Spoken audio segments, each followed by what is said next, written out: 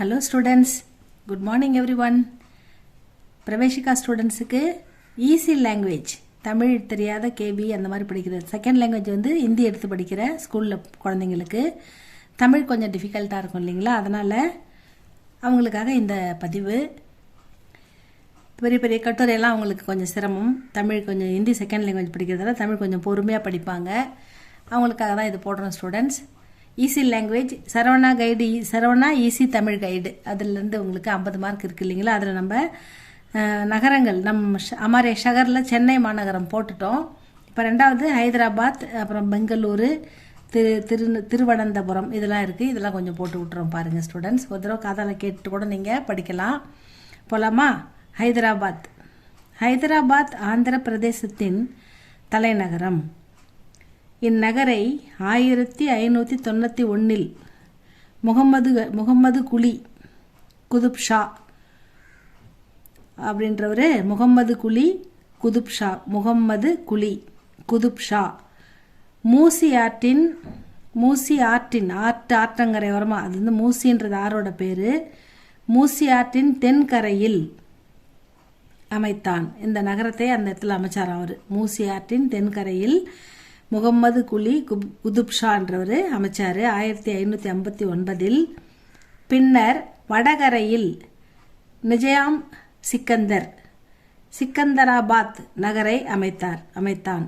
அதாவது தென்கரையில் வந்து முகம்மது குலி குதுப் ஷா ஹைதராபாத் அதை அமைச்சார், ஆற்றங்கரை, அதாவது மூசி ஆற்றின் தென்கரையில். அதில் வடகரையில் நார்த்து சைடு, அதில் வந்து நிஜாயாம் சிக்கந்தராபாத், இப்போ செகண்டராபாத்னு சொல்கிறோம்ல, அதுதான் வந்து சிக்கந்தராபாத் நகரை அமைத்தான்.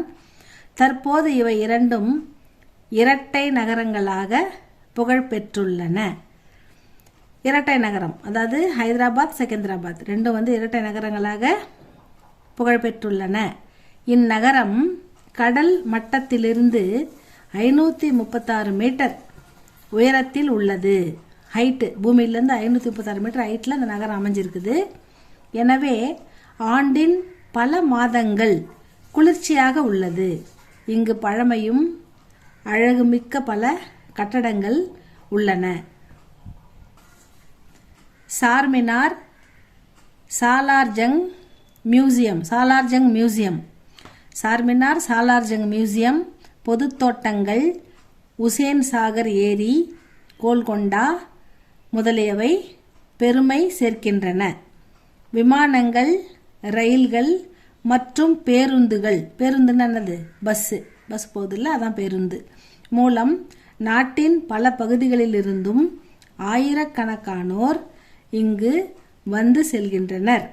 400 ஆண்டு சிறப்புமிக்க இந்நகரம் 4ஆம் நூற்றாண்டு விழாவை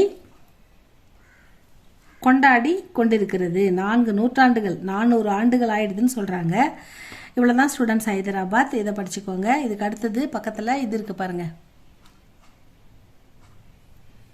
பெங்களூரு. அது பார்க்கலாம். பெங்களூரு கர்நாடக அரசின் தலைநகரம். பெங்களூரு. இதை கம்பே கவுட என்பர். இதுக்கு பேர் வந்து கம்பே கவுட அப்படின்னு சொல்லுவாங்களாம். 16ஆம் நூற்றாண்டில், அதாவது கம்பே கவுட என்பவர் 16ஆம் நூற்றாண்டில் அமைத்தார். பெங்களூர் நகரத்தை வந்து கம்பே கவுடர் என்றவர் 16ஆம் நூற்றாண்டில் அமைத்தார். பின்னர் ஹைதர் அலி, திப்பு சுல்தான் ஆகியோரால் இது மேலும் விரிவடைந்தது. இங்கு பூந்தோட்டங்கள் மிகுதி. எனவே நந்தவன நகரம் என்றும் அழைக்கப்படுகிறது.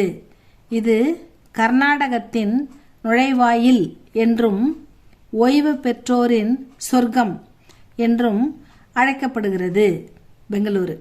இதன் தட்பவெப்பம் குளிர்ச்சியாக இருப்பதால் ஆண்டு முழுவதும் சுற்றுலா பயணிகள் அதிகம் வருகின்றனர். இந்த கிளைமேட்டுக்காக நம்ம வெயில் இருந்தால் இங்கே வெயில் அதிகமாக இருந்தால் சென்னையில் நிறைய பேர் பெங்களூரில் போய் தங்குவாங்க. ஏன்னா அந்த கிளைமேட் குளிர்ச்சி ஆண்டு முழுவதும் குளிர்ச்சியாக இருக்குதுன்றாங்க.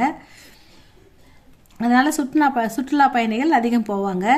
இந்நகரம் நாட்டின் பல முக்கிய நகரங்களுடன் விமான, ரயில் மற்றும் பேருந்து போக்குவரத்து மூலம் இணைக்கும் வசதியை கொண்டுள்ளது. பஸ் வசதி, விமான வசதி, ட்ரெயின் ரயில் வசதி எல்லாமே இருக்குது. 200 ஆண்டுகளுக்கு முன் ஹைதர் அலியால் அமைக்கப்பட்டதும் திப்பு சுல்தானால் விரிவு செய்யப்பட்டதுமான லால்பாக் மலர் தோட்டத்தில் பல அரிய தாவர இனங்கள் உள்ளன. செயற்கை ஏரியும் கண்ணாடி மாளிகையும் அழகானவை. இங்கு பழங்கள், பூக்கள், காய்கறிகளின் கண்காட்சி ஆண்டுதோறும் நடைபெறுகிறது. கப்பன் பார்க், நந்தி கோயில், திப்பு சுல்தான் கோட்டை, விஸ்வேஸ்வரையா அருங்காட்சியகம், நந்தி குன்றுகள் ஆகியவை காணத்தகுந்த இடங்கள் ஆகும். இதான் பெங்களூரு பற்றி சொல்லியிருக்காங்க. அடுத்தது பாருங்க, கீழே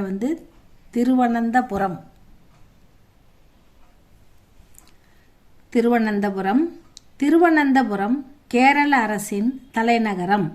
மலைகள், பள்ளத்தாக்குகள், தென்னை மரங்கள், உப்பங்கழிகள், பாக்கு ரப்பர் தோட்டங்கள், நீண்ட கடற்கரை ஆகியவை இதற்கு அழகு சேர்க்கின்றன.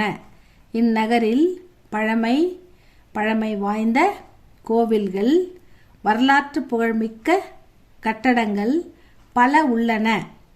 இங்குள்ள பத்மநாப சுவாமி கோயில் கட்டடக்கலைக்கும் சிற்பக்கலைக்கும் சிறந்த பெருமை சேர்க்கின்றது. பத்மநாபர் கோயிலில் தான் நிறைய தங்கம் இதெல்லாம் எடுத்தாங்க, ஞாபகம் இருக்கா? அந்த கோயில் ரொம்ப புகழ்பெற்ற கோயில். அதில் சிற்பங்களும் சிலைகளும் அழகாக இருக்கும். கட்டடக்கலைக்கு சிறப்பு வாய்ந்தது, ஒரு உதாரணமாக திகழ்கிறதுன்னு சொல்கிறாங்க. 1733 கட்டப்பட்ட இக்கோயிலின் மேற்கூரை 406 அடி வட்டமுடைய கல்லினால் குடை வடிவில் அமைக்கப்பட்டுள்ளது. ஒரே கல், அதாவது அது எவ்வளோ பெரிய கல்லுன்னா 1733 கட்டப்பட்ட இக்கோயிலின் மேற்கூரை, கோயிலுடைய கூரை 406 அடி வட்டமுடைய கல்லினால் குடை வடிவில் அமைக்கப்பட்டுள்ளதுன்னு சொல்றாங்க. கருப்பு கல்லால் ஆன இக்கோயிலில் உள்ள இறைவன் அனந்த பத்மநாப சுவாமியின் திருமேனி 26 அடி நீளம் உள்ளது. உள்ளகிற சிலை 26 அடி நீளம் உள்ளது. கருப்பு கல்லாலான இருக்கும் அந்த சிலை அப்படின்னு சொல்றாங்க. 3 வாயில்கள், 3 வாசப்படுகிறது. இதுக்கு 3 வாயில்கள் வழியாக படுத்த கோலத்தில் உள்ள இறைவனை தரிசிக்கலாம். அந்த பத்மநாத சுவாமிகள் படுத்த கோலத்தில் இருக்கும். கருப்பு கல்லால் அந்த சிலை செய்யப்பட்டிருக்கும் அப்படின்னு சொல்றாங்க. கோயிலின் சுவர்களில் மர ஜாலியும் அதன் மேல் நூற்றுக்கணக்கான பித்தளை விளக்கு தாங்கிகளும் உள்ளன. திருவனந்தபுரத்தில் வனவிலங்கு சாலை, பாம்பு பண்ணை, கலைப்பொருள் காட்சியகம், கோவளம் கடற்கரை ஆகியவை காணத்தக்க இடங்களாகும். இதான் பெங்களூர் பற்றி சொல்லியிருக்காங்க.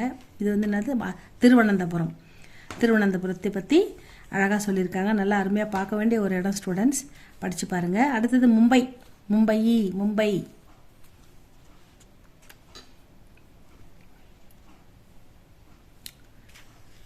பம்பாய் மராட்டிய மாநிலத்தின் தலைநகரம்.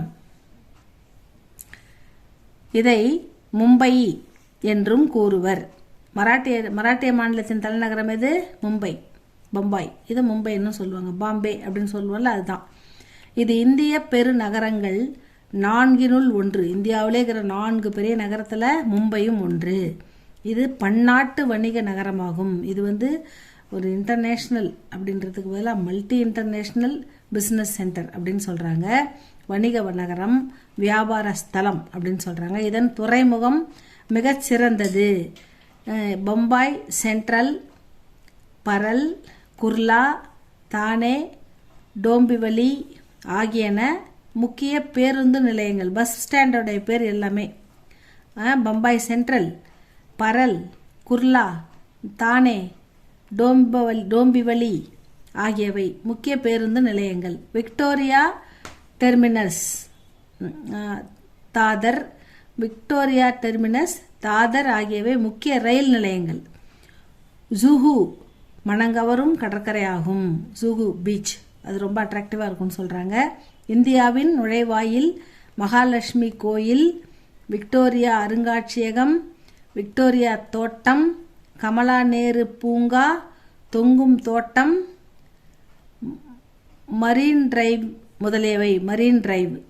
முதலியவை காணத்தக்க இடங்கள். இங்கு பல வெளிநாட்டை சார்ந்த மக்களும் வாழ்கின்றனர். திரைப்படத் தொழிலில் சிறப்புமிக்க பம்பாயில் பல வகை தொழிற்சாலைகளும் உள்ளன.